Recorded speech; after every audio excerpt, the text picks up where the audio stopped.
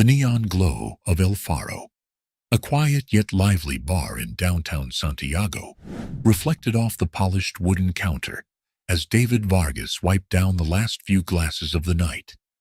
The rhythmic hum of passing cars outside, the faint murmur of jazz playing from an old radio in the corner, and the occasional clink of ice against glass created an atmosphere of familiarity, a place where people came to escape, just as he had.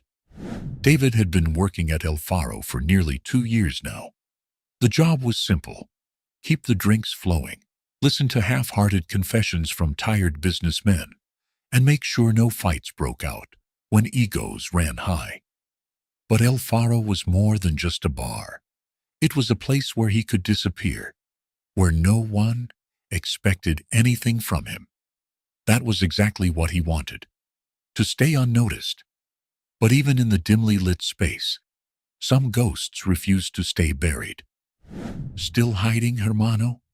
David glanced up and saw Jackson Fuentes leaning against the bar, arms crossed, a familiar grin on his face. Jackson had a way of appearing out of nowhere, like he still had the instincts of the military pilot he once was. "Not hiding," David muttered, setting down the glass. "Just working." Jackson smirked. "Right. Because being a bartender is exactly what a former Special Forces operative should be doing with his life." David didn't respond. He just turned, grabbed a bottle of whiskey, and poured himself a small drink. He wasn't in the mood for this conversation. Jackson, however, didn't need an invitation. "I've got a flight tomorrow," he continued, sliding onto the bar stool.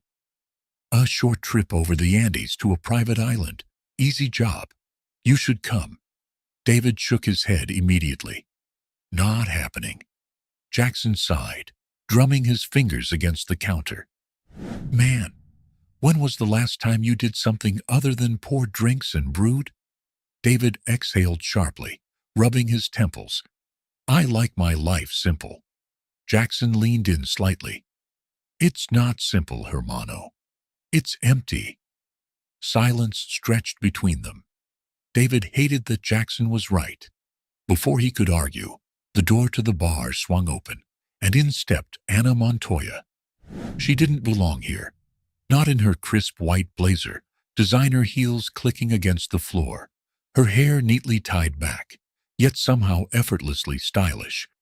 She radiated an air of confidence, of someone used to control. But there was something else, a weariness behind her sharp brown eyes. Henry Rojas, the bar's owner, immediately straightened, a polite smile forming on his lips. "Señorita Montoya," he greeted, wiping his hands on a towel. "Didn't expect to see you here." Anna's gaze flickered briefly to David, a moment of recognition flashing across her face before she masked it. "I needed a drink," she said simply. Henry nodded and gestured toward an empty seat. "On the house." David didn't react, but something inside him tightened. He had seen that look before. The look of someone trapped in a life they didn't want. He just didn't expect to see it in her. David pretended not to notice Anna's fleeting glance, but he felt it linger longer than it should. He had a feeling she recognized him, though he couldn't quite place where they might have crossed paths before.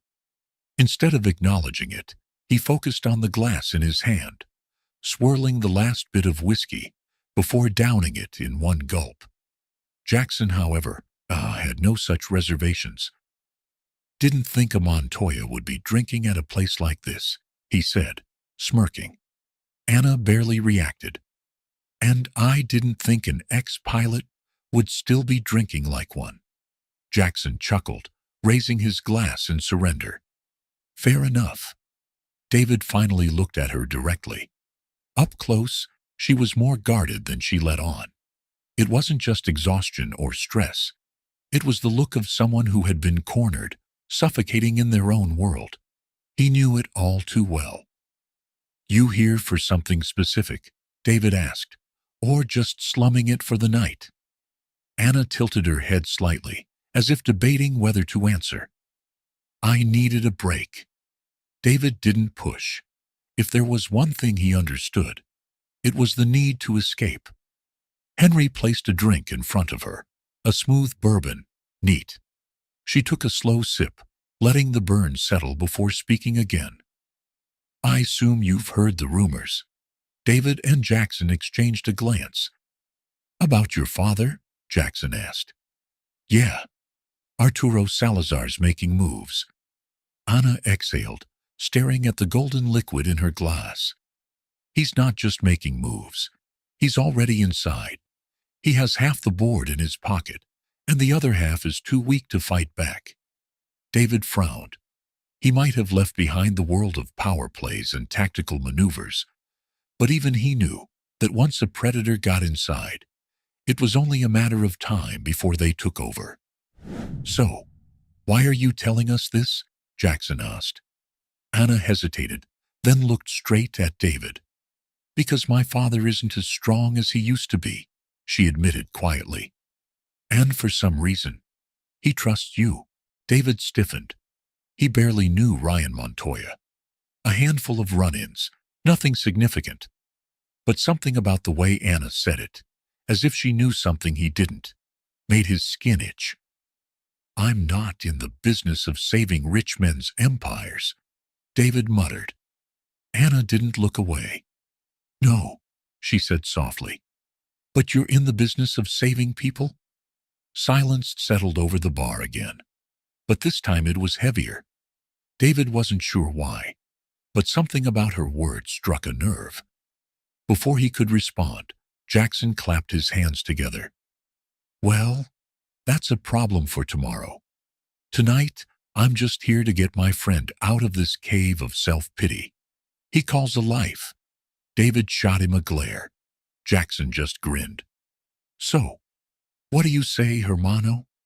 You coming on that flight or what? David sighed, rubbing the back of his neck. He didn't want to go.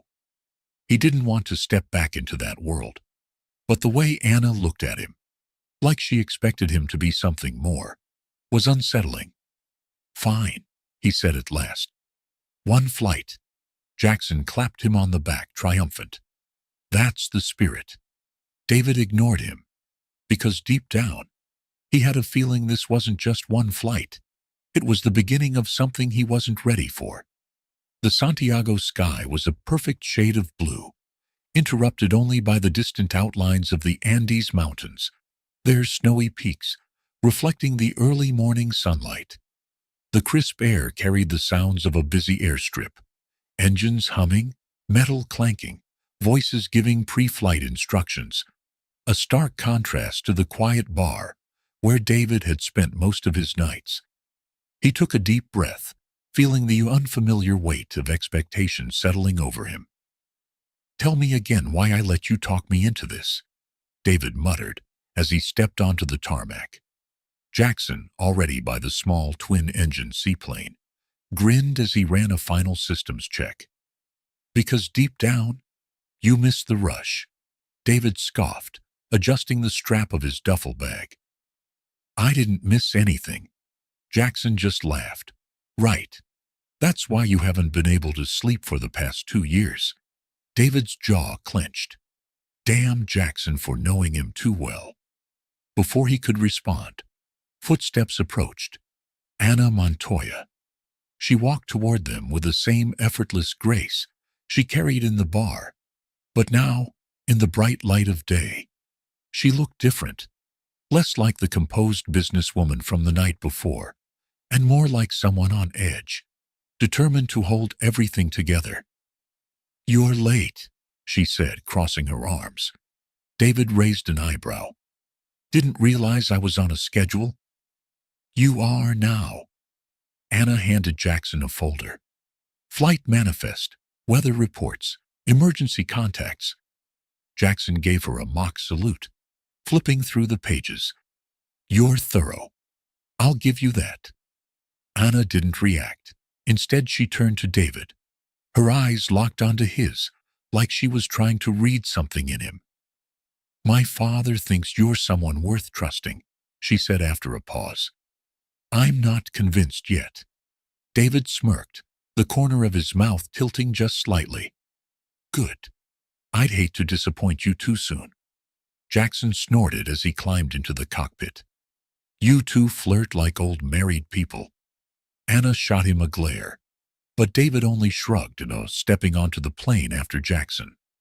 Once inside, he felt the weight of old habits kicking in, checking the exits, mapping the fastest escape routes, scanning for threats even though there were none. Instinct, muscle memory. He hated that it was still there. As Jackson powered up the engines, the radio crackled to life, with clearance instructions from the tower. Strap in, Jackson called over his shoulder. It's a smooth flight over the Andes, if the wind cooperates. If not, well, try not to scream. David rolled his eyes, but fastened his seatbelt. Anna, sitting across from him, did the same. She caught his gaze for a brief second before turning toward the window. David didn't know why, but he had the distinct feeling this trip was about to change everything. The engines roared as the seaplane lifted off the ground, gliding effortlessly into the open sky. Santiago shrank beneath them, the city's skyline dissolving into a sprawling patchwork of roads, rooftops, and distant hills. The rising sun cast a golden glow over the Andes, their jagged peaks stretching across the horizon like ancient guardians. The vastness was breathtaking, even for David, who had spent most of his life in places where the sky was just another battlefield. Jackson whistled as he leveled out the plane. Nothing like it, huh? His voice crackled through the headset. This is what freedom feels like, hermano. No boardrooms, no war zones, just you and the open sky. David didn't respond, just stared out the window, absorbing the silence that came with altitude. But he knew Jackson was only half right. Freedom wasn't as simple as flying away from something. Some ghosts followed you, no matter how high you climbed. Across from him, Anna was seated upright, arms folded, her gaze shifting between the view outside and the instrument panel. Her demeanor was composed, but David noticed the slight tension in her posture, the way she tapped her fingers against her knee, the way her breathing deepened slightly when the plane hit a bit of turbulence. Not a fan of flying? He asked, his voice barely cutting through the hum of the engines. She turned to him, her expression unreadable. I don't like being in places I can't control. David smirked slightly. Welcome to my world. She let out a quiet exhale. Not quite a laugh, but something close to it. At least you're honest. Jackson adjusted a few switches, checking their heading.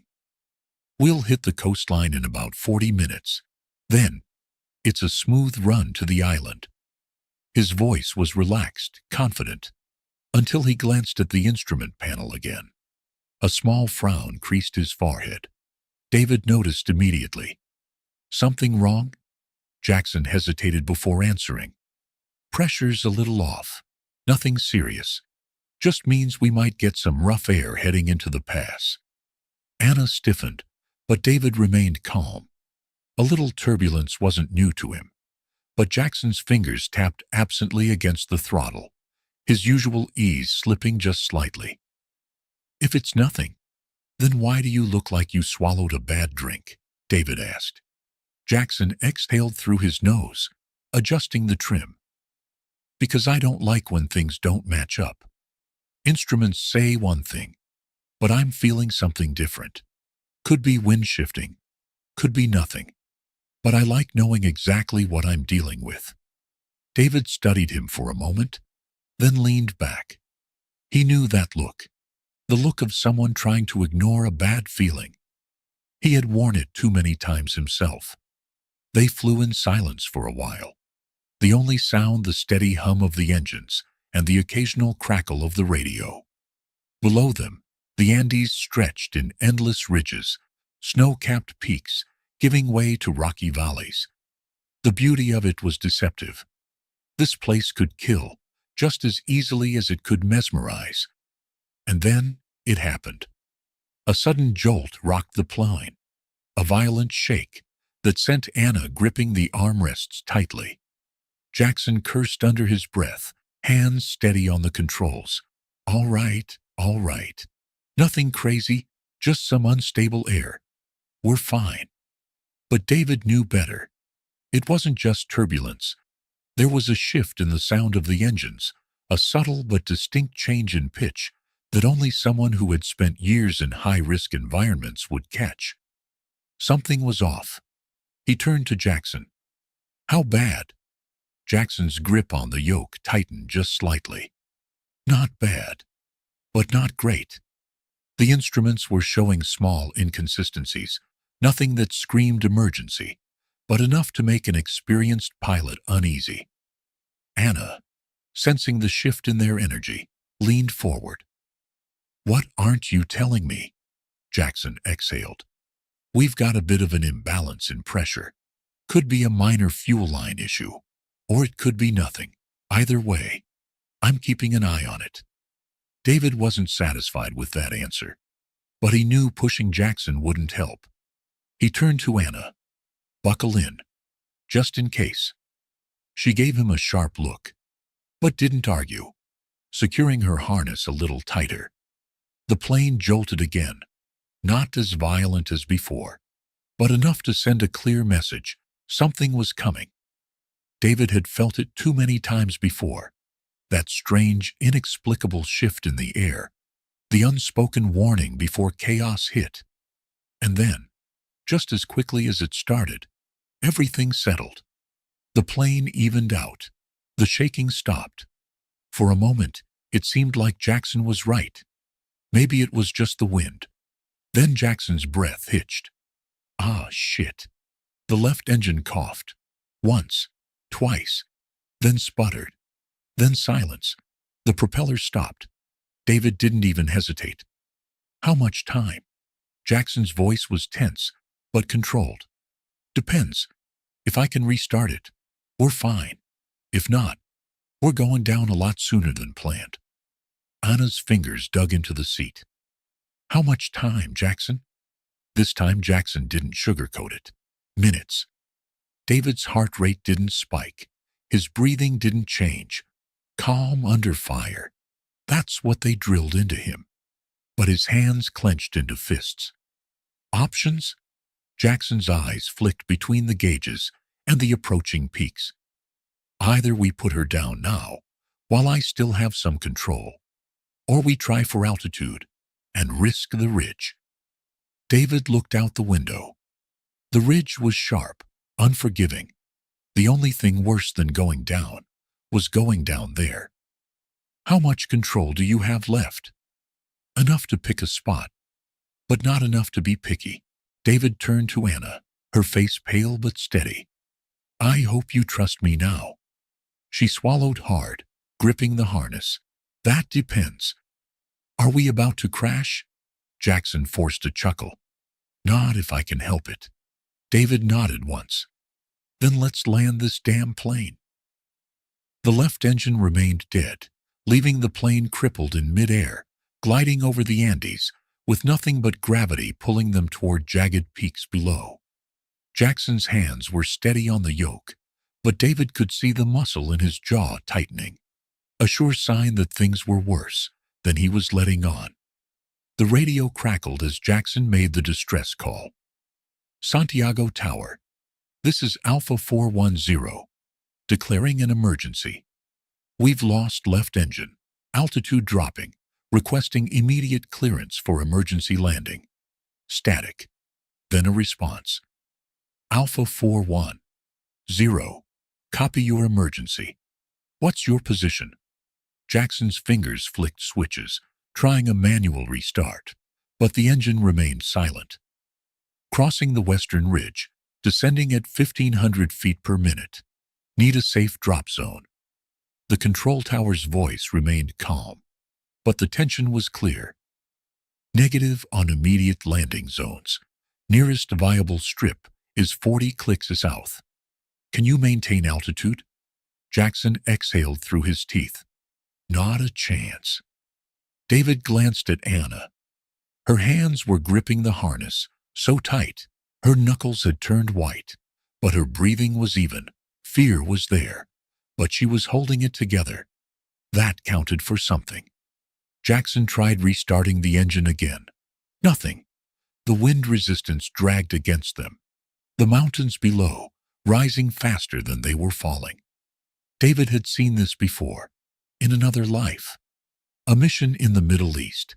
A Black Hawk hit by enemy fire, spiraling down while the pilot barked out failed restart attempts. He remembered the impact, the screams, the silence that followed. He wouldn't live through that again. Options, he said, his voice even. Jackson cursed under his breath. I can put us down in that valley, but we're coming in hard. It's trees or rocks. Pick your poison. David scanned the terrain. The valley was narrow, flanked by cliffs. One wrong move, and they'd slam into stone before ever touching the ground. Go for the trees, David said. Jackson nodded once. All right. Brace. He killed the remaining engine. The sudden silence was deafening. The plane lurched downward, weightless for a split second, before gravity took hold. The mountains rushed up to meet them. Anna sucked in a sharp breath, but David's hand shot out, gripping hers just for a second, a silent promise that they'd make it. Then he let go and braced himself. Jackson wrestled with the yoke, eyes locked on the fast-approaching tree line. The seconds stretched impossibly long. Then impact. Branches shattered against the fuselage, metal screaming, as the plane tore through the treetops. The world became a violent, twisting blur of green and brown. Something slammed into David's shoulder. The safety harness dug into his ribs. The nose dipped. Then everything went black. Pain was the first thing David registered. A sharp, burning ache in his shoulder, his ribs compressed like a vice, his lungs fighting to draw in air. His vision was blurry, a hazy mix of greens and browns, the remnants of the shattered cockpit pressing in around him. He groaned, forcing himself upright. The seatbelt was still tight across his chest, pinning him against the twisted remains of the seat. His ears were ringing, but beyond the high-pitched whine, he could hear something else. Breathing. Shallow. Uneven. Alive. Jackson. David blinked rapidly, clearing the blur. The cockpit was a mess of broken glass, torn metal, and leaking fuel. Jackson was slumped forward, blood trickling from cuts on his forehead, his hands still gripping the yoke in a final act of control. Jackson? David grunted, reaching over. The pilot groaned, shifting slightly. Alive. Good.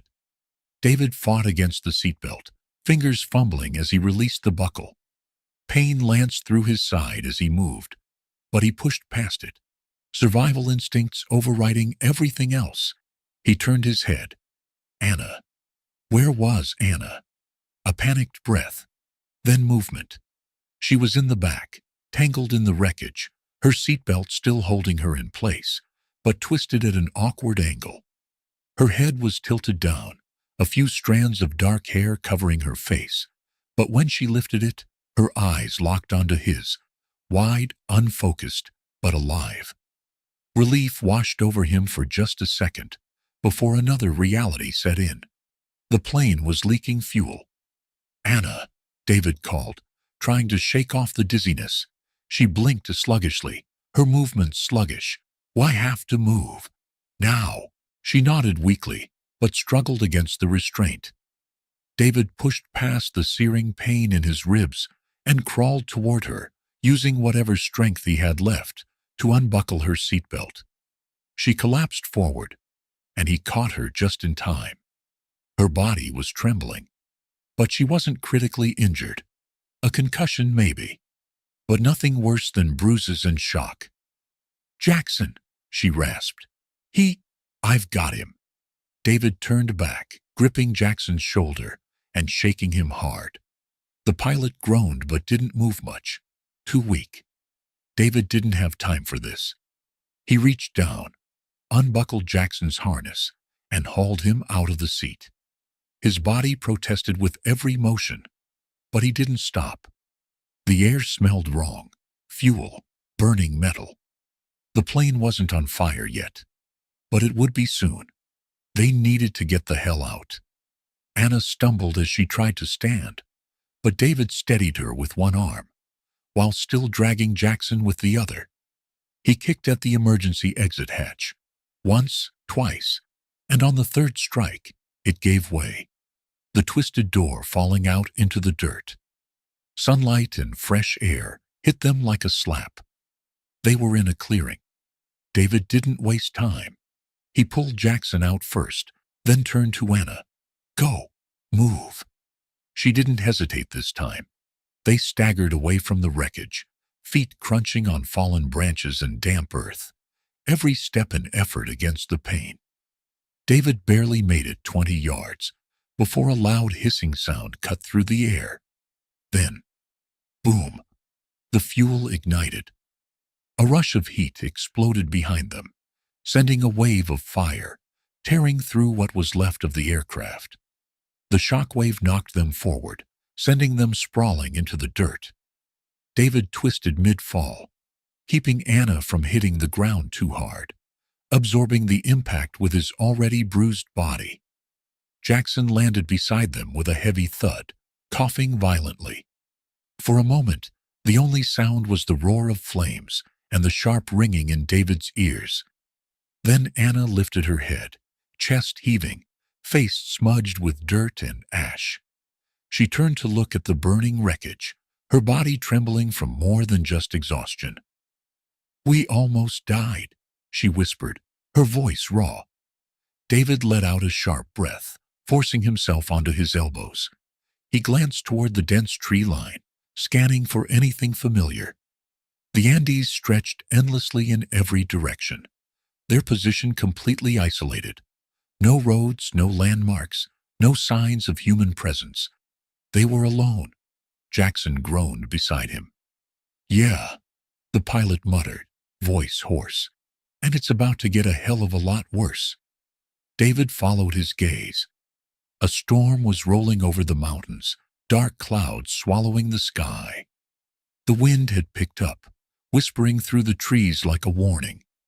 They weren't just stranded. They were running out of time. David forced himself to his feet, every muscle in his body screaming in protest. The wreckage of the plane burned behind them, black smoke curling into the sky, a signal of their crash to anyone or anything watching. The flames crackled, their heat pushing against his back, as he turned his attention to their immediate problem: survival.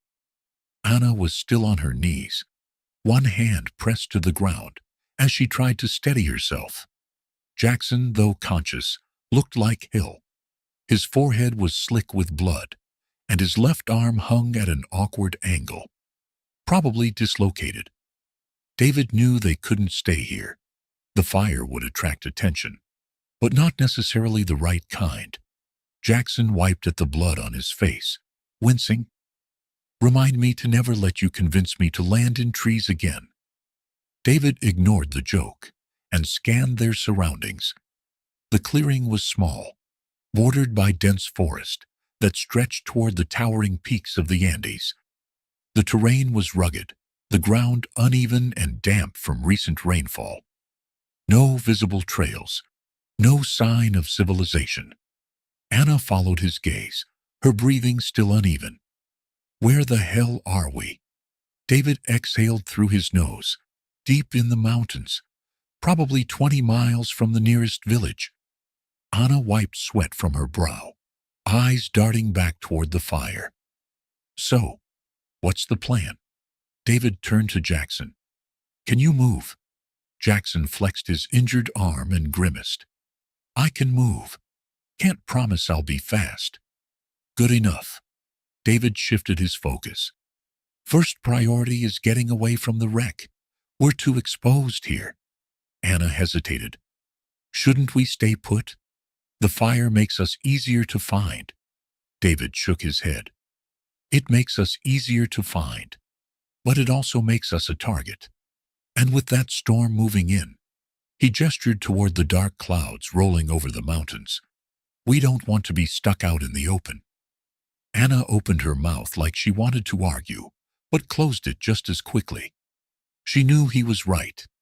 David moved first, stepping toward the tree line, testing the ground for stability. The air was already shifting, the temperature dropping slightly. A bad sign. Jackson groaned as he pushed himself up. If we're hiking through the jungle, at least tell me there's a 5-star resort on the other side. David didn't answer. He had no intention of giving false hope. Anna glanced at the sky. How long before the storm hits? David studied the low-hanging clouds, the shifting wind, calculating. Couple of hours, maybe less. Anna nodded tightly. Then, let's move. Together they left the wreckage behind, stepping into the shadows of the forest, unaware that something or someone was already watching them. The moment they stepped into the dense forest, the temperature dropped noticeably.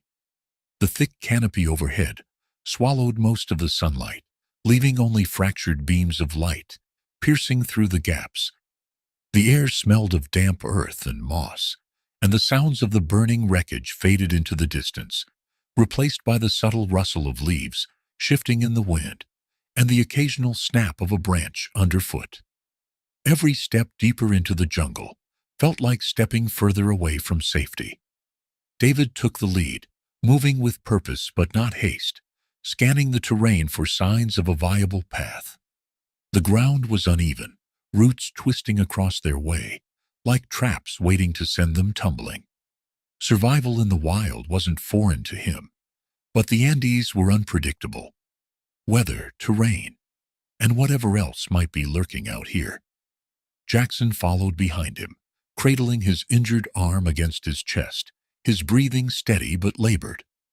Anna walked beside Jackson, her expression set in quiet determination, though David caught the way her eyes flicked around their surroundings, wary, calculating. She wasn't just afraid, she was thinking, planning. How much farther do we need to go? She finally asked. David glanced up at the shifting sky through the trees. Far enough that if anyone comes looking, they don't find us first. She frowned but didn't argue. And after that? David hesitated. We find shelter, water. Figure out if there's a way to signal for help. Jackson exhaled sharply, kicking a loose rock aside. And if help doesn't come? David didn't answer immediately. The truth was, he didn't like their odds. They had no supplies, no weapons, and no guarantee anyone even knew where to look. Anna must have sensed his hesitation, because she spoke up again. My father will send people? David arched a brow. You sure about that? She didn't flinch. Yes. David held her gaze for a moment before nodding. Then, let's hope they're faster than the storm. As if on cue, a distant rumble of thunder rolled through the mountains. The wind had picked up, rustling through the branches, carrying the scent of rain. The storm was coming in faster than he'd predicted. David quickened his pace, pushing through thick underbrush, his senses on high alert. Every sound, every shadow, every shift in the trees felt like something just out of sight. He'd felt this before. The weight of unseen eyes, the creeping feeling that they weren't alone. And then he heard it. A low, deliberate snap of a branch. Not an animal, someone. David's body went rigid. He stopped walking and lifted a hand, signaling silent halt. Anna and Jackson froze behind him. Jackson gave him a confused look, but Anna understood immediately. Her fingers curled slightly, instinctively bracing for something she couldn't yet see. David listened. The forest wasn't just alive with the wind. It was breathing, watching. Someone was out there. And whoever they weren't alone. David didn't move. Every muscle in his body remained still, ears tuned to the subtle shifts in the air, the distant murmur of the storm pressing closer.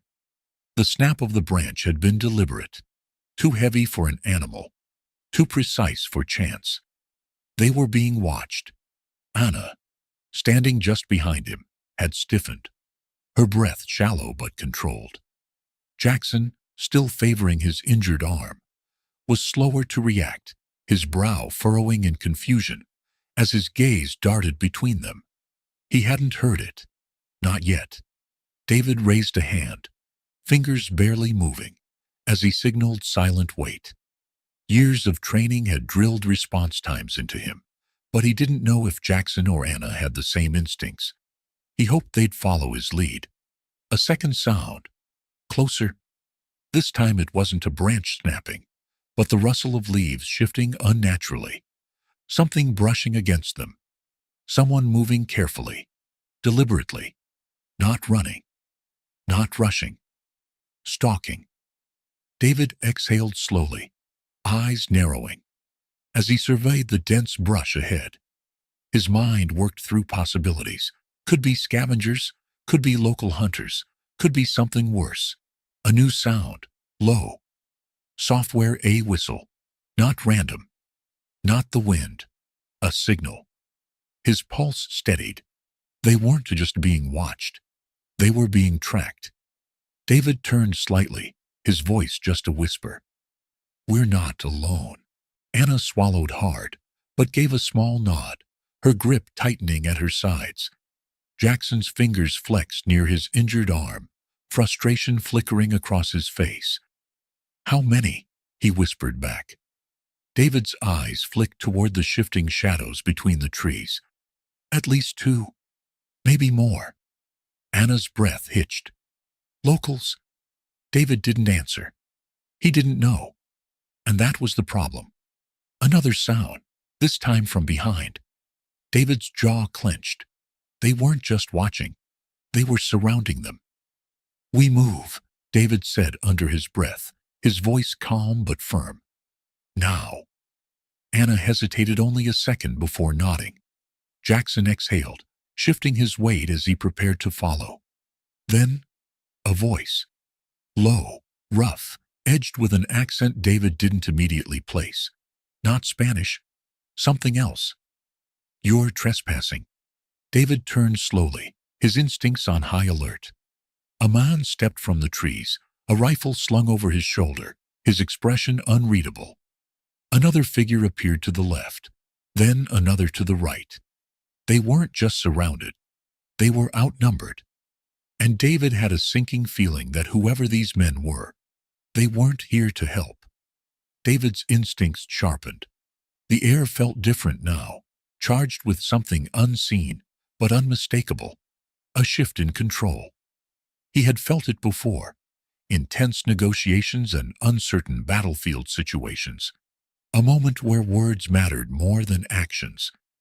The man standing before them wasn't just a wanderer or a hunter. His posture, his deliberate movements, the confidence in his stance, it all pointed to someone who knew exactly what he was doing. "Didn't realize this land was private," David said, keeping his voice even but firm. The man smirked slightly.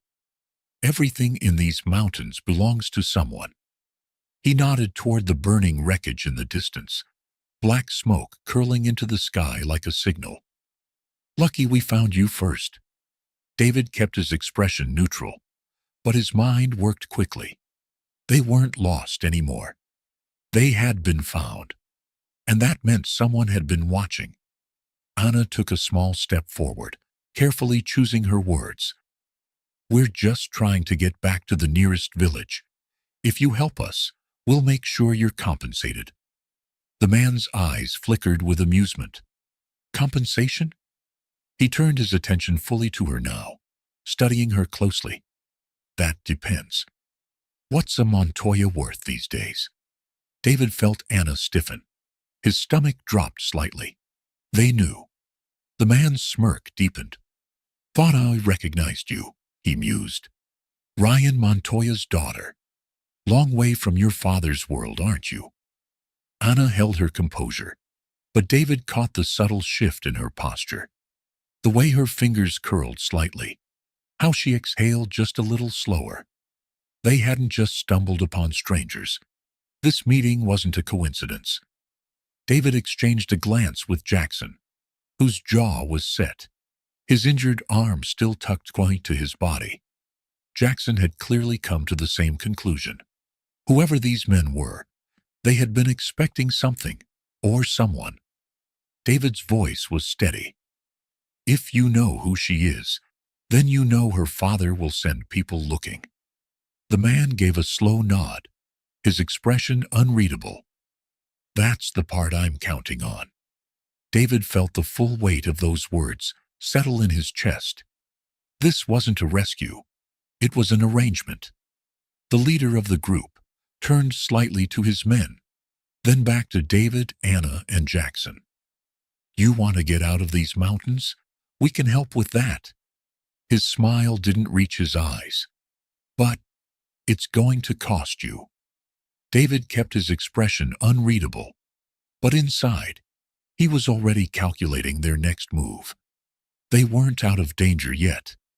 David kept his expression neutral, but inside, his mind worked at full capacity, analyzing every word, every movement from the men standing before them.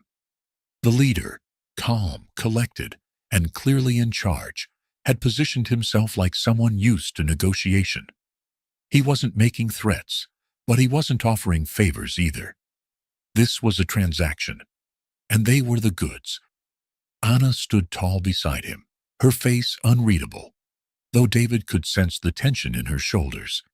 She was weighing the situation just as he was, trying to determine whether these men were potential allies or unavoidable obstacles. Jackson, despite his injury, kept his expression impassive, but David saw the way he adjusted his stance, subtly bracing himself in case this situation took an unexpected turn. Even wounded, he wasn't someone to underestimate. The leader finally broke the silence. You said you need help getting out of the mountains. We can provide that. But you understand that nothing here comes free. David exhaled slowly. That depends on what you're asking. The man smiled slightly, but it wasn't reassuring. Let's start simple. Supplies, food, water, shelter. We can offer all of that, while we figure out the best way to arrange your return. David narrowed his eyes. And what do you want in exchange? The leader's gaze flicked to Anna. Leverage. David felt Anna stiffen beside him, but she didn't speak.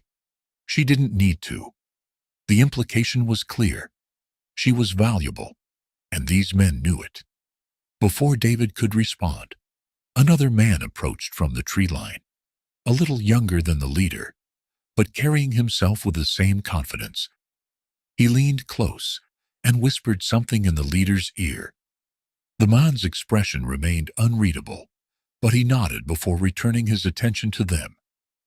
We should keep moving, he said, gesturing toward the dense forest. The storm will be on us soon. David didn't like this.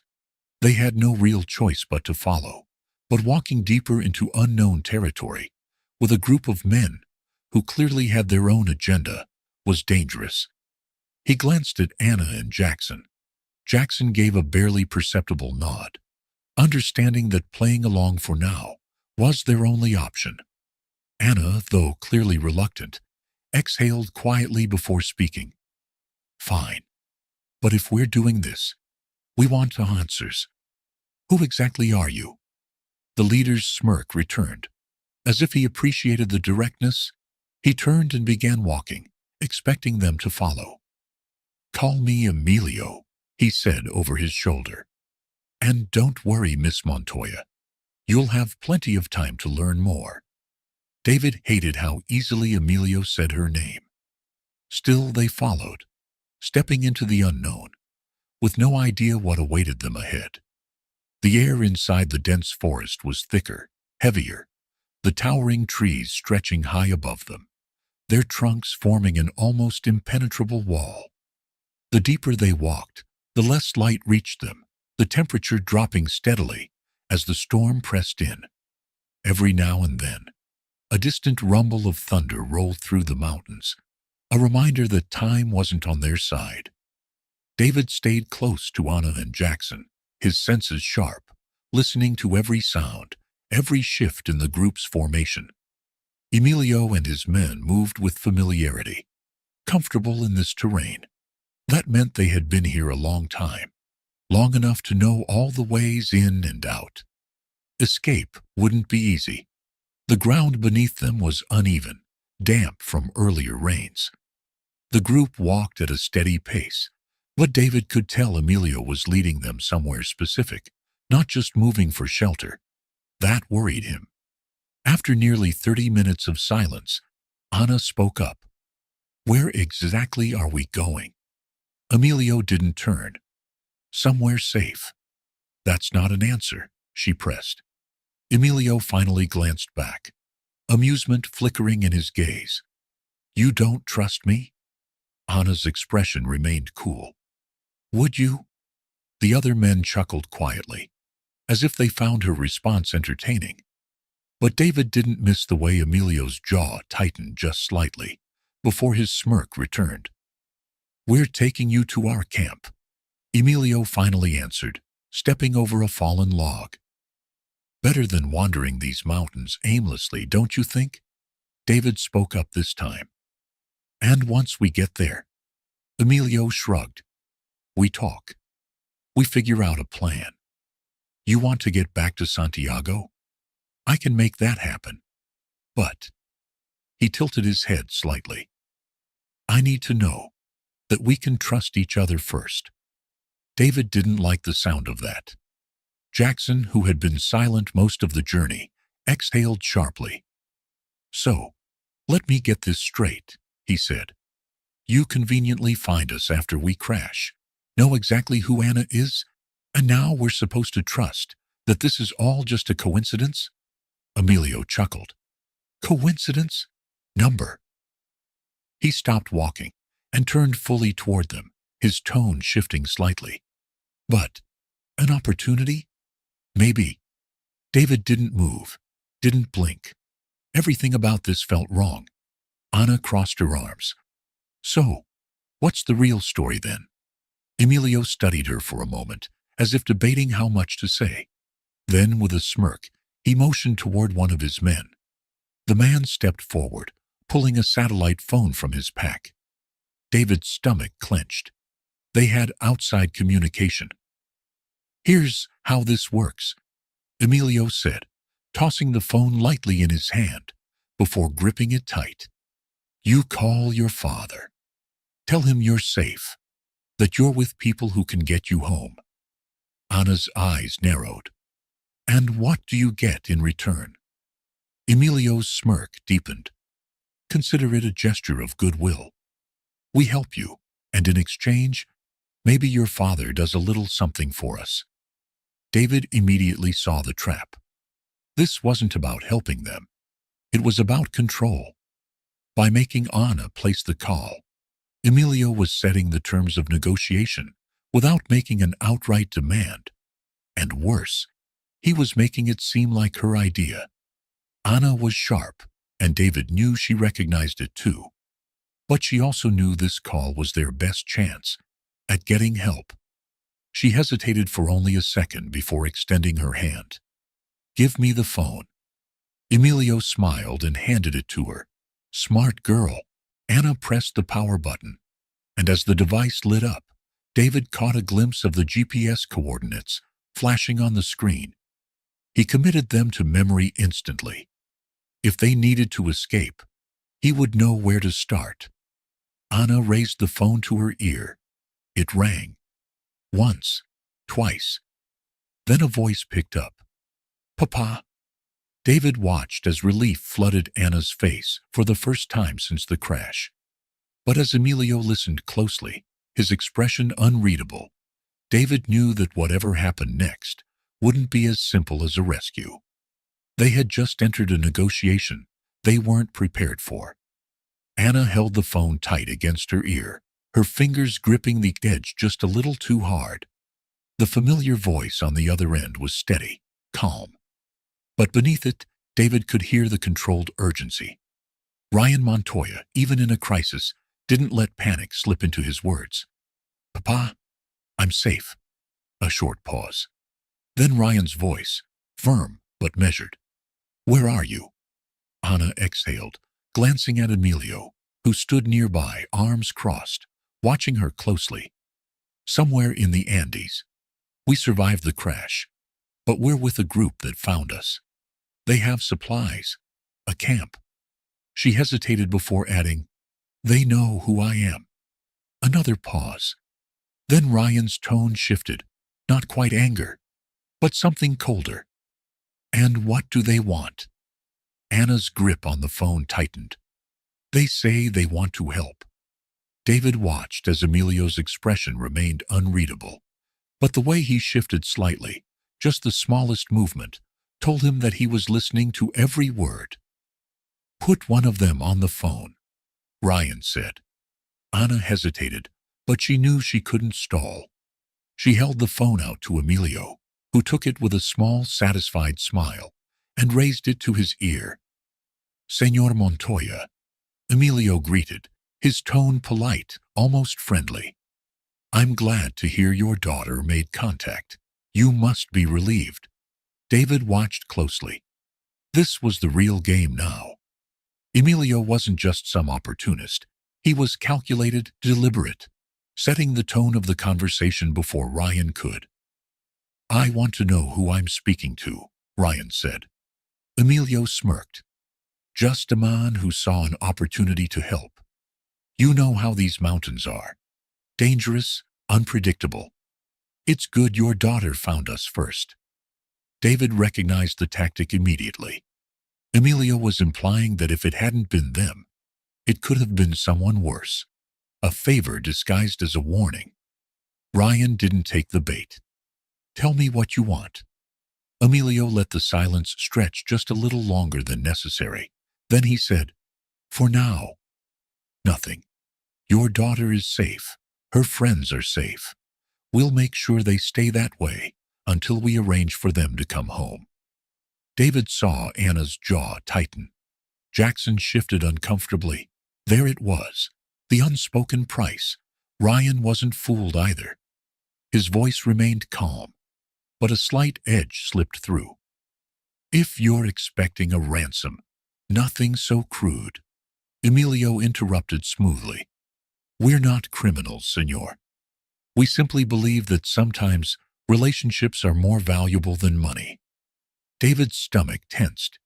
He knew exactly what that meant. This wasn't just about Anna. They wanted something bigger, something Ryan Montoya had. And David had a sinking feeling that this negotiation was just getting started. Ryan didn't respond immediately. The silence on the other end of the call was deliberate, a calculated move from a man who had built an empire on understanding leverage. Emilio might have expected aggression, demands, maybe even threats, but instead, Ryan was making him wait. David knew exactly what was happening. Power plays weren't about who spoke first, but who controlled the silence. Finally, Ryan's voice came through, cool and sharp. "So, you're telling me this is just an act of generosity?" Emilio chuckled softly, pacing a slow circle around the clearing, his boots crunching against the dirt. "Generosity is a rare thing in our world, Señor Montoya. But trust? That's even rarer." He glanced at Anna, then Jackson.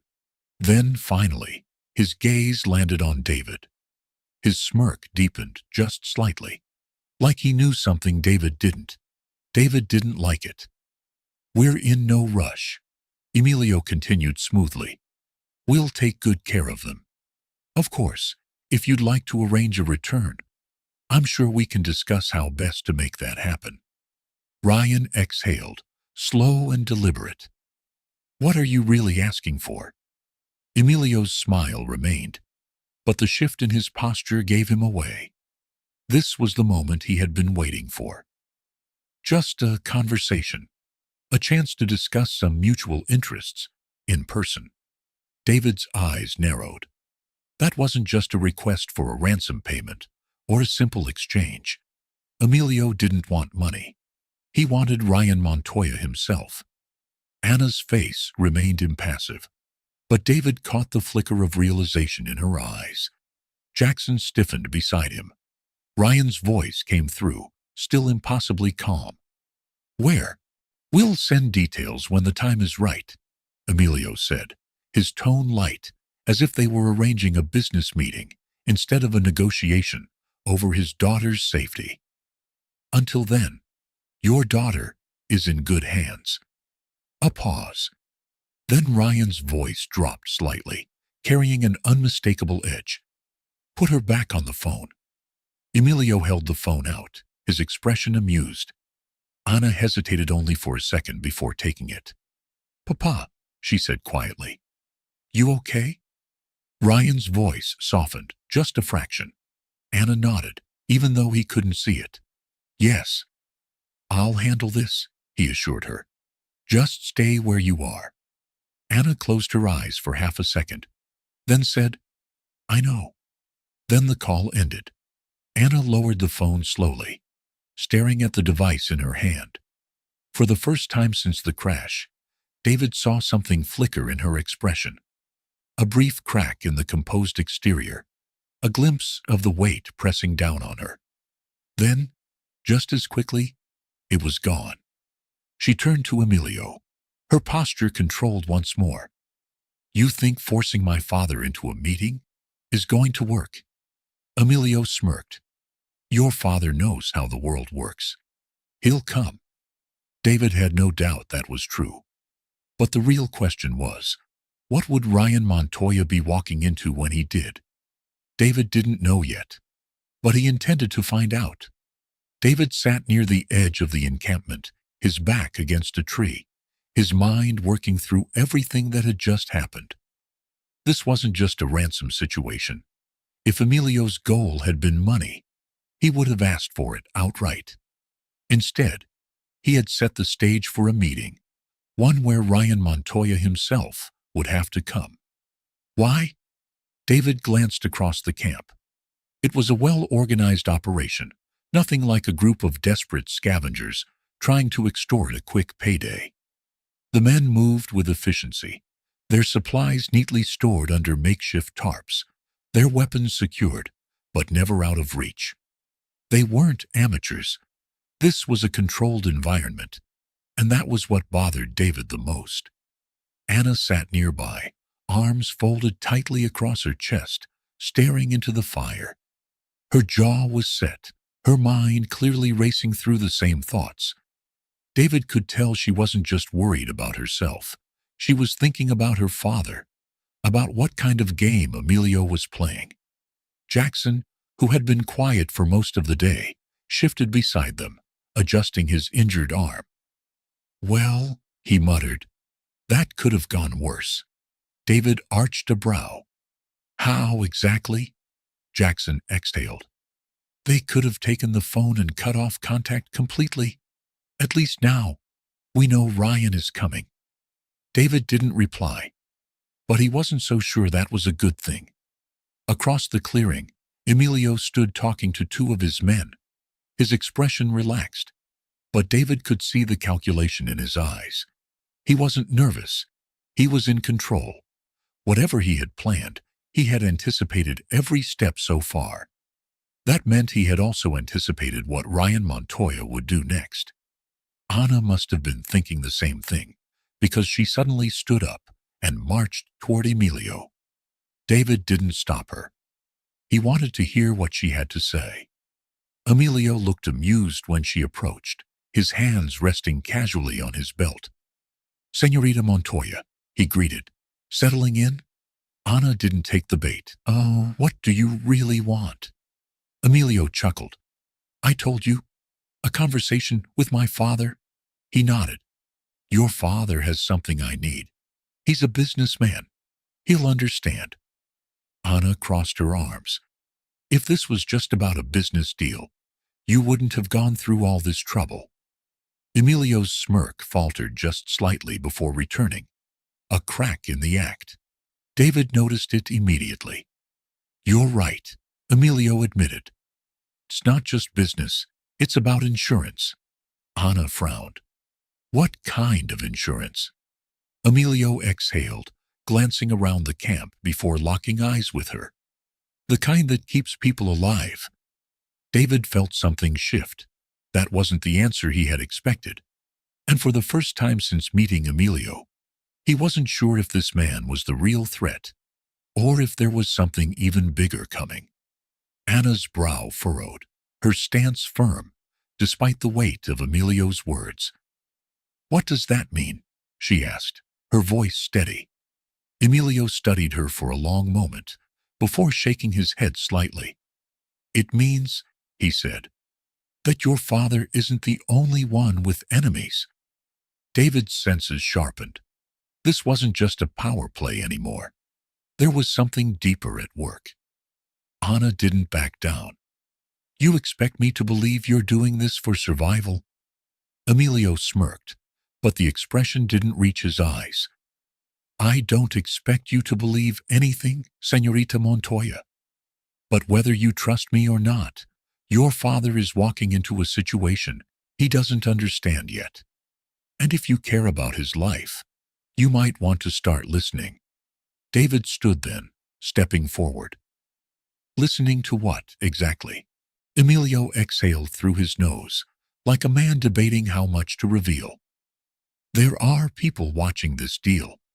Bigger than me, bigger than Montoya. If your father walks into this blind, he won't be walking out." Anna crossed her arms. "So you're saying you're the good guy now?" Emilio chuckled. "I'm saying I'm the only one telling you the truth."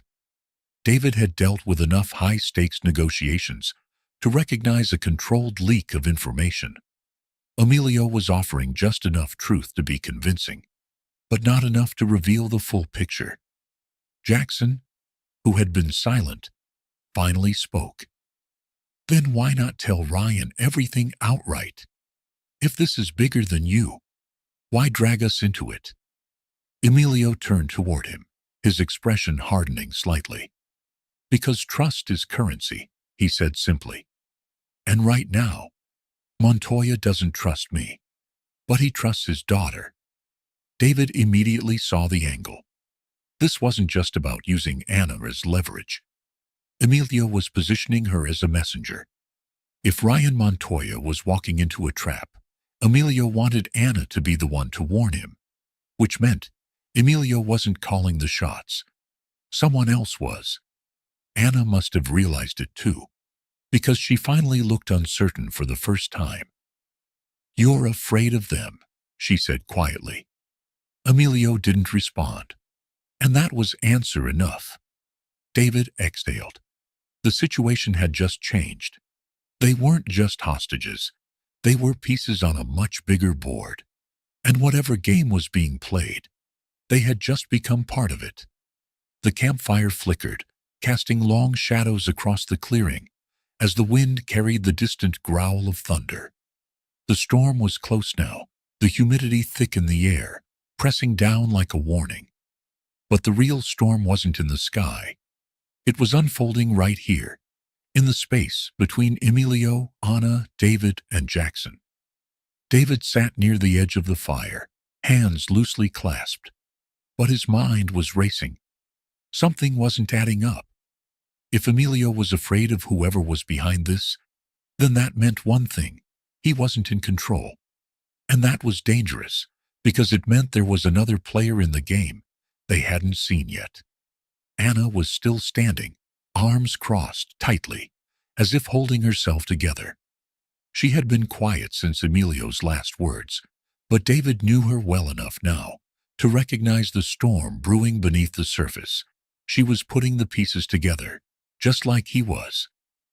"You want me to warn my father," Anna finally said, her voice measured. "But you won't tell me what he's walking into." Emilio exhaled, rubbing a hand over his jaw. "Because I don't know exactly what's coming," he admitted. "But I know enough to say this: Ryan Montoya has more enemies than he realizes. Anna's expression didn't change, but David caught the slight shift in her posture. That statement had struck a nerve. Jackson, still cradling his injured arm, leaned forward slightly. So what? You're trying to save his life, out of the goodness of your heart. Emilio smirked. I wouldn't go that far. His gaze flicked to David. But I know a man who's been on the wrong side of an ambush before. David's muscles tensed, but he didn't react. Emilio tilted his head slightly. Tell me, soldier, how do you think this plays out if your boss walks into a trap blind? David didn't answer right away. Instead, he let the question hang in the air, measuring the weight of it. Ryan Montoya wasn't a fool. He had built a business empire, navigated some of the most ruthless markets in the world. But business wasn't war. If he thought this was just about negotiation, then he was already in danger. David exhaled. You're worried about him, he said slowly, watching Emilio closely. Because if he walks into something bigger than a ransom exchange, then you're exposed too. Emilio's jaw tightened slightly. You could say that. David leaned forward slightly. So, tell me the real reason you're doing this. The silence stretched, the only sound the distant rumble of thunder. Then, Emilio said something that made everything click into place. Because I used to work for them. David went still. Anna inhaled sharply. Jackson muttered a curse under his breath. Emilio didn't look at any of them. As he continued, his voice lower now, edged with something David hadn't heard before. Something close to regret. I walked away, he said. Thought I could disappear. But you don't leave people like that. You don't just move on. David had seen this before. Men who had tried to outrun their past, only to find it waiting for them. Anna stepped closer. Who are they? Emilio's lips pressed into a thin line. You'll find out soon enough. David's gut tightened. That meant one thing. Whoever they were already on their way. The weight of Emilio's words settled over them, like the thick humidity in the air. The fire crackled, but no one spoke for a long moment. David felt the shift in the energy around them. This wasn't just about money, leverage, or power anymore. There was something deeper, more personal in Emilio's voice. David had spent years reading people, understanding when a man was bluffing, and when he was speaking a truth he wished he didn't have to say aloud. And Emilio? He was the latter. Anna exhaled, rubbing her hands over her arms, not from the cold, but from the weight of what she had just learned. So, you're telling me, she said carefully, that my father isn't just walking into a negotiation. He's walking into a trap set by the same people you used to work for. Emilio nodded once. Jackson scoffed, shifting his injured arm. Great. So now we're what? Pawns in some kind of civil war? Emilio's smirk was humorless. Call it whatever you want. David didn't care what it was called. He cared about how to get them out of it. Who are they? He asked, his voice low, steady. Emilio hesitated for the first time, not because he was hiding the answer, because saying it out loud meant acknowledging something that still had power over him. Then, he exhaled. They call themselves La Sombra. David's stomach tightened. The Shadow. He had heard the name before. Whispers of a group operating in South America, dangerous but careful. Pulling strings in the background of major business deals, corporate takeovers, and, when necessary, making people disappear. They weren't just criminals. They were professionals. Anna's face paled slightly.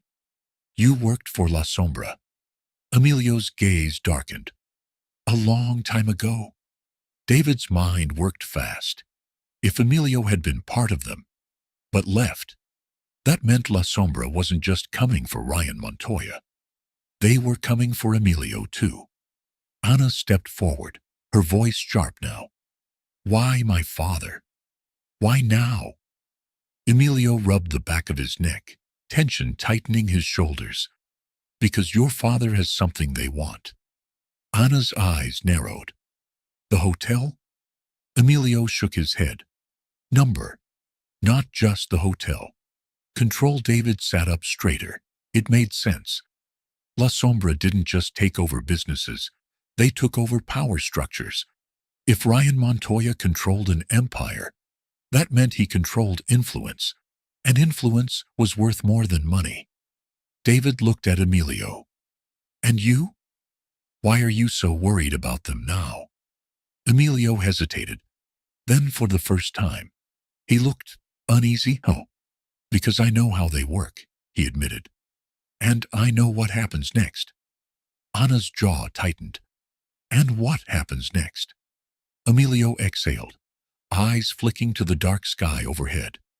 They don't wait for the meeting, Señorita Montoya. He turned back to them, his voice quiet but certain. They're already coming. The words settled into the air like a warning, just as the first crack of lightning split the sky. David's pulse quickened. The storm wasn't the only thing closing in. They were running out of time. The first crack of thunder rolled through the valley, deep and resonant, as if the mountains themselves were warning them. The sky had darkened considerably, thick storm clouds swallowing what little light remained. A gust of wind cut through the trees, carrying the scent of rain and something else, the distinct stillness that preceded danger. David didn't like it. They had spent too much time talking, too much time thinking, while the real threat was moving unseen. La Sombra wouldn't wait. They wouldn't give warnings. If Emilio was right, and David was certain he was, then whoever was coming was already too close for comfort. Anna must have sensed it too, because she turned to Emilio, her voice sharper now. If they're already coming, why the hell are we still standing here? Emilio exhaled, but there was tension in his posture. Because running blind gets us killed faster. You need a plan. David had been formulating one since the moment La Sombra's name had entered the conversation. He turned to Emilio. How do they operate? Emilio hesitated, then answered. Silent. Precise. They don't send an army. They send a handful of people who can get the job done without making a mess. David nodded. Then we assume they're already watching us. Jackson shifted, glancing toward the tree line. So, what's the move? David's mind worked fast. They were deep in the Andes, cut off from immediate backup, and the storm was rolling in fast. Visibility would be low. Communications could go down. That meant whoever struck first would have the advantage. We get out of the open, David said. Move before they box us in. Anna's jaw clenched, but she nodded. She knew better than to argue now. Emilio hesitated. We can use the old storage cabin down the ridge. It's got a radio. We can call for extraction from there. David locked eyes with him. And will they expect that? Emilio hesitated just long enough for David to have his answer. Yes. That's not an escape route, David said. That's a trap. A bolt of lightning flashed, illuminating the mountains for a fraction of a second, followed almost immediately by a boom of thunder that shook the ground. The storm was moving faster now, the wind whipping through the trees, leaves rustling in a way that didn't sound entirely natural. David stiffened. They weren't alone anymore. He turned sharply toward the tree line. Something had shifted. A presence. He couldn't see them, but he could feel them. Watching. Closing in. David's voice dropped. Move. Now. No one questioned him. They turned as one, heading for cover. But it was already too late. The storm wasn't the only thing about to break. The rain came in fast and hard, drumming against the canopy overhead, as the wind howled through the trees. The air was thick with moisture, the storm making every breath feel heavy. Visibility dropped instantly, the dense jungle turning into a shifting mass of shadows and movement. David didn't slow down. They had wasted too much time already. His instincts screamed at him. They were being hunted. Jackson kept close behind him, his footsteps uneven, but determined despite his injury. Anna moved with quick precision, her breathing controlled but tense. Emilio, for all his smug confidence earlier, was fully alert now, his body language that of a man who knew exactly how bad things could get. "Storage cabin," David said, barely audible over the rain. "How far?" Emilio glanced over his shoulder, his expression tight. 15 minutes, maybe 10 if we move fast. David didn't like those odds. 10 minutes was an eternity when you were being tracked. Then it happened. A single unnatural sound, the distinct snap of a branch, somewhere off to their right. David froze, his hand instinctively reaching out to stop Anna and Jackson from moving forward. His pulse slowed, his senses heightened. That sound hadn't come from the storm. Someone was there. Anna's breath hitched beside him. She had heard it too. David motioned for silence. The jungle had fallen too quiet. The storm raged above them, but in between the gusts of wind and rain, there was an unsettling absence of natural noise. No rustling animals, no insects, nothing. Then, another shift in the darkness. A presence. Close. David's grip on reality narrowed to pure instinct. He turned to Emilio, his voice low but firm. "They're flanking us." Emilio cursed under his breath, scanning the jungle. "We have to keep moving." David agreed, but he also knew moving blind would get them killed faster. He made a split-second decision. "We change course," David said, already adjusting their path. "Southwest, toward the ridge." Emilio frowned. "The ridge is exposed." "Exactly," David interrupted. "Which means we'll see them before they see us." Emilio hesitated, but Jackson was already following David's lead. "I like his plan better than yours," Jackson muttered. Anna didn't argue. She simply nodded, her eyes scanning the darkness. They moved fast, cutting toward the ridge as the rain pounded down in sheets, their boots slipping slightly in the wet mud. The incline was brutal, but it was the only way to buy time. Then, a shadow moved. David saw it first. A figure just barely visible through the storm, crouched low between the trees, watching, waiting. David's blood went cold. La Sombra had arrived.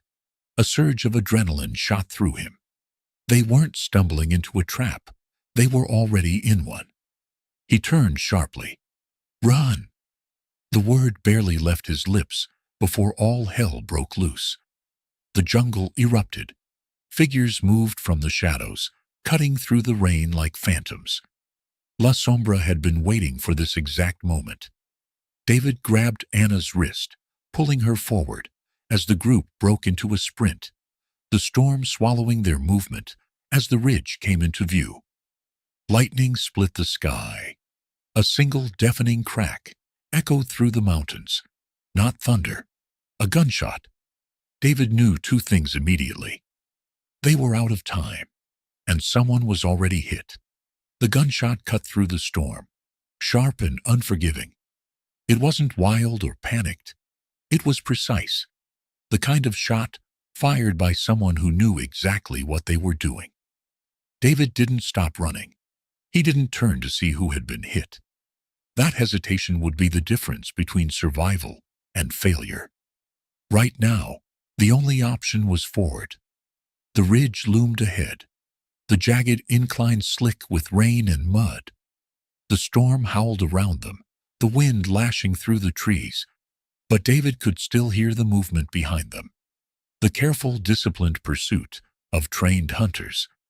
La Sombra didn't rush. They didn't need to. They were closing in. "Keep moving," David shouted over the storm, pulling Anna forward as her feet slipped slightly on the wet ground. Jackson was close behind, his injured arm cradled against his chest, but his expression was focused, adrenaline keeping him upright. Then came the second shot, a sharp crack, followed by the unmistakable impact of a bullet embedding itself into wood. David whipped his head toward the source, a figure barely visible through the rain, crouched low, rifle steady. They were boxed in. Emilio cursed under his breath, pressing himself against a boulder for cover. "They're pushing us toward the edge." David's mind worked at full speed. The ridge was close, maybe 100 feet ahead. But beyond that was a steep drop into unknown terrain. The only thing between them and the fall was a thinning tree line and an open stretch of rock. If they broke into the open now, they'd be easy targets. Anna was breathing hard beside him, her hair soaked from the rain, but her gaze was locked onto the figures moving through the jungle. She wasn't afraid. She was calculating. David turned to Emilio.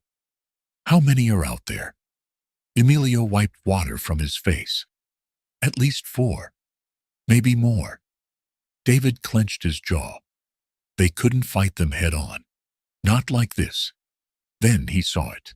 A narrow rock outcrop that extended along the ridge. Unstable, dangerous, but their only chance.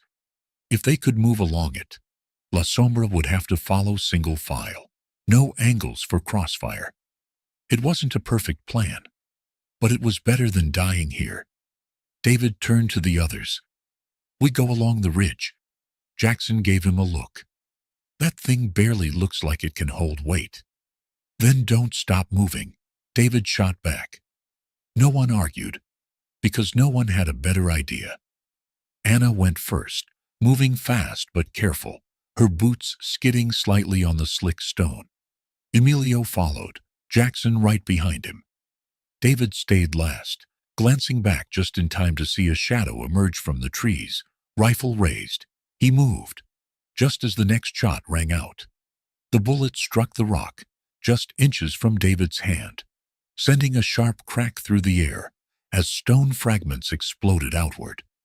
He ducked instinctively, his body already moving before his mind had fully caught up. No time to think, only react. The others were already ahead, racing along the narrow rock outcrop, the storm making the surface even more treacherous. The ridge was a deadly combination of loose gravel, jagged edges, and a sheer drop on one side that plunged into the jungle far below. David could hear La Sombra moving behind them now, their footfalls calculated, their presence an unshakable force, pressing them forward. Another shot cracked through the air, this one closer. David turned his head, just in time, to see a figure breaking from the tree line, dark clothing blending into the shadows, rifle raised again, too fast, too close. David lunged forward, pushing himself off the unstable ledge, just as the gunman fired. The shot went wide, but the force of David's sudden movement sent him skidding on the wet rock. His feet slipped, his body tilted dangerously toward the drop-off. A sharp breath caught in his chest. He reached out, fingers grasping for anything solid. His hand caught the rough edge of the ridge, stopping his fall just as his legs hung over the abyss. The wind roared around him, rain battering his face, but he didn't panic. He pulled. With a grunt, he hoisted himself back onto the ledge, mud and grit covering his arms. He had lost precious seconds, seconds La Sombra could use to close in. He forced himself forward. Up ahead, Anna, Jackson, and Emilio had made it to a wider section of the ridge, ducking behind a cluster of boulders for cover. Jackson's face was pale, his injured arm pressed to his side, but he was still moving. Anna was breathing hard, scanning the path ahead. When she saw David, her expression tightened. "We're running out of room." She was right. The outcrop narrowed further ahead, leading to a bottleneck with no more cover.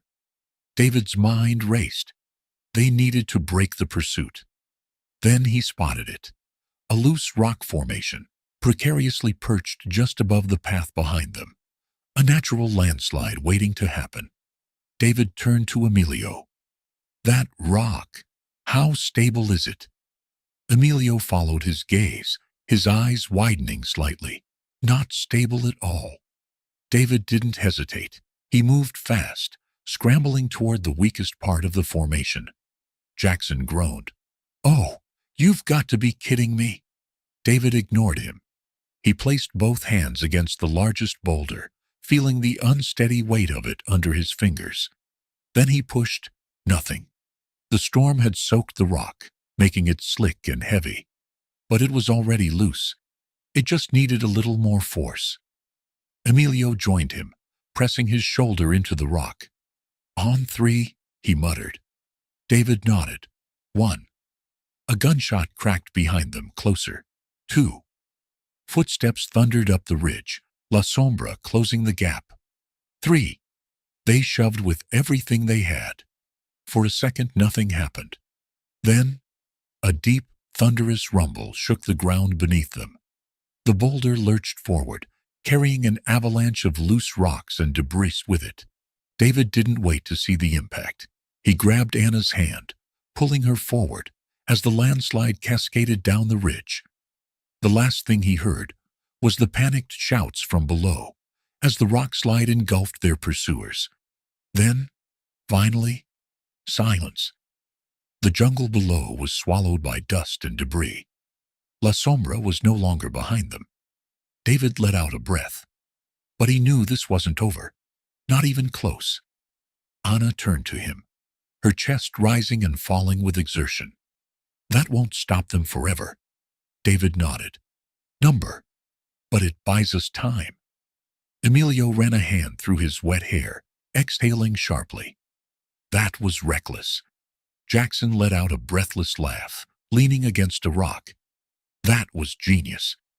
David wasn't sure which it was, but one thing was certain. La Sombra would regroup, and next time, they wouldn't just send a few men. He turned to Anna. "Your father needs to get here now." She nodded, already reaching for the satellite phone. They had won this round. But the real fight was just beginning. The storm had passed, leaving behind a sky heavy with fading clouds and a forest floor soaked in rain. The ridge where David, Anna, Jackson, and Emilio had made their stand now sat in eerie silence, the dust from the landslide still lingering in the air. The rocks had done their job. La Sombra's pursuit had been halted, at least for now. But everyone knew that this wasn't over. David's muscles ached, his body bruised from the brutal escape, but his mind remained razor-sharp. He stood slightly apart from the others, eyes scanning the jungle below, watching for movement. No signs of pursuit yet. But if there was one thing he had learned over the years, it was that an enemy like La Sombra never stayed down for long. Anna sat on a fallen log, gripping the satellite phone in her hands, her knuckles white. She had already tried calling her father twice. No answer. David exhaled. "Try again." She did. The phone rang once, twice. Then, a click. A familiar voice came through the line, deep and controlled, despite the situation. Ryan Montoya. "Anna." Relief flickered across her face for a moment, but it was quickly overshadowed by the weight of everything they had to say. "Papa, we don't have much time," she said, her voice steady despite everything they had been through. "La Sombra is here. They were tracking us before we even crashed." A brief pause. Then Ryan's voice sharpened. "Where are you?" David took the phone from Anna before she could answer. "We're holding position on the western ridge, near the old storage cabin," he said. "But listen to me. You can't come in blind. This isn't a ransom demand anymore." Ryan was silent for a second before responding. "How bad?" David glanced at Emilio, who had been watching the conversation unfold. This was his moment to step in. "Bad." Emilio said, stepping forward and taking the phone. They're using you to draw out something bigger. If you walk into this thinking it's a simple trade, you'll be walking into a bullet. Ryan exhaled on the other end of the line. I know who they are. David wasn't surprised. A man like Ryan Montoya had likely spent years navigating powerful enemies, but knowing about La Sombra and surviving them were two very different things. Ryan's voice returned firm. I'm already en route. David's grip on the phone tightened. How long? 30 minutes. David's mind worked fast. 30 minutes was both an eternity and no time at all. They had to be ready. Because if Ryan was coming, La Sombra wouldn't be far behind. He handed the phone back to Anna, who spoke quickly. We'll be waiting. The call ended. Jackson, who had been quiet, let out a slow breath. Well, guess we're having company. David turned to Emilio. How does this play out? Emilio's face was unreadable. That depends. On what? Emilio met his gaze. On whether your boss is coming to negotiate or to fight. The air around them felt heavier, charged with the anticipation of what was to come. 30 minutes. That was all the time they had, before everything would reach its inevitable conclusion. Before Ryan Montoya arrived. Before La Sombra made their next move. David turned toward the others. They couldn't just wait for the fight to come to them. They had to be ready. Emilio, how will they approach? Emilio crossed his arms, his gaze flickering toward the jungle. They'll be cautious now. We bought ourselves time with the rock slide, but they won't underestimate us again. They'll send a scout team first, moving from multiple angles, testing for weaknesses. He glanced at David. If they see Montoya arriving, they'll reposition to cut him off before he reaches us. David nodded. That was exactly what he would do in their position. Cut off reinforcements. Separate the target. Strike fast. Anna pushed to her feet, her expression sharp. So, we make sure that doesn't happen. Jackson let out a breath, shaking his head. We're running on fumes here. What exactly are you suggesting? That we take them on? Oh no, David said firmly. We don't fight them head on. We control the battlefield. He pointed toward the ridge path, leading down to the clearing. They'll expect us to hold our ground, to make this a last stand. But if we move to higher ground, we can see them coming before they're in position. Anna caught on immediately. We don't let them set the terms. Exactly, David confirmed. We stay mobile. Force them to react, instead of executing their plan. Emilio nodded approvingly. Not bad. He turned to the group. We move now.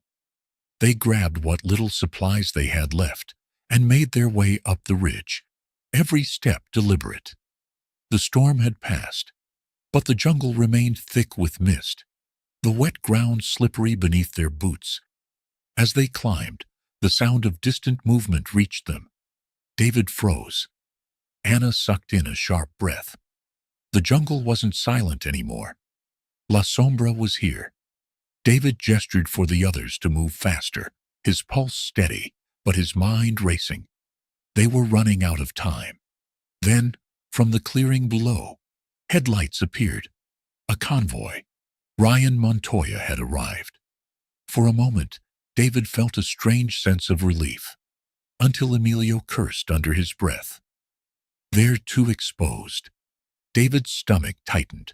He was right. Montoya's convoy was driving straight into La Sombra's line of fire. Then, before anyone could shout a warning, the first gunshot cracked through the jungle. Ryan's lead vehicle jerked violently, tires screeching as it swerved off the dirt road. More gunfire erupted, sharp bursts of sound cutting through the trees. David's instincts took over. Move, he barked, breaking into a sprint toward the clearing. Anna and Jackson were right behind him, Emilio cursing but following close. They couldn't afford to wait. If La Sombra cut off Ryan now, it was over. David ran faster, down the ridge, straight into the fight. The clearing was chaos. Ryan Montoya had stepped out of his SUV, flanked by his personal security team, but they were already pinned down. La Sombra moved like ghosts, shifting through the tree line, their positions hidden, but their firepower undeniable. David slid behind cover near Ryan, his mind already processing the battlefield. "We have to move, now." Ryan's expression remained calm, but his eyes flickered with calculation. "How many?" David didn't hesitate. "At least 6, maybe more." Ryan nodded once, signaling to his men. They were prepared for this. Then he looked at Anna. His expression softened, just for a moment. "Are you hurt?" Anna shook her head. "Number. But we need to get out of here." Ryan turned back toward the jungle, his voice firm. "We're not leaving until this is finished." David understood immediately. Ryan Montoya didn't just come to escape. He came to end it. A crack of gunfire sent bark exploding from a nearby tree. David ducked, his adrenaline sharp. They had seconds to act. He turned to Ryan. "We cut through the west trail. Get back to the ridge." Ryan's security team moved fast, covering their retreat, as David and Anna stayed close. Jackson, despite his injury, kept moving, his face pale but determined. Emilio was the last to fall back, covering them as they pushed up the ridge. The gunfire behind them began to die down, replaced by the sound of retreating footsteps. La Sombra was pulling back. They had failed to separate Montoya. The moment was lost. And just like that, it was over. An hour later, the jungle was quiet. David stood near the convoy, watching as Ryan spoke with his team. No casualties, no one taken. La Sombra had vanished, just as they had appeared. Anna stepped beside David. She was exhausted but steady, her gaze fixed on her father. "He knew this would happen," she said quietly. David nodded. "That's why he came prepared." She exhaled. "Then why does it feel like we still lost something?" David didn't answer. Because he knew the truth. This wasn't the end of La Sombra. Ryan Montoya had won this round. But power plays never ended with one battle. There would be another day, another fight. But for now, they had survived. And for David, that was enough.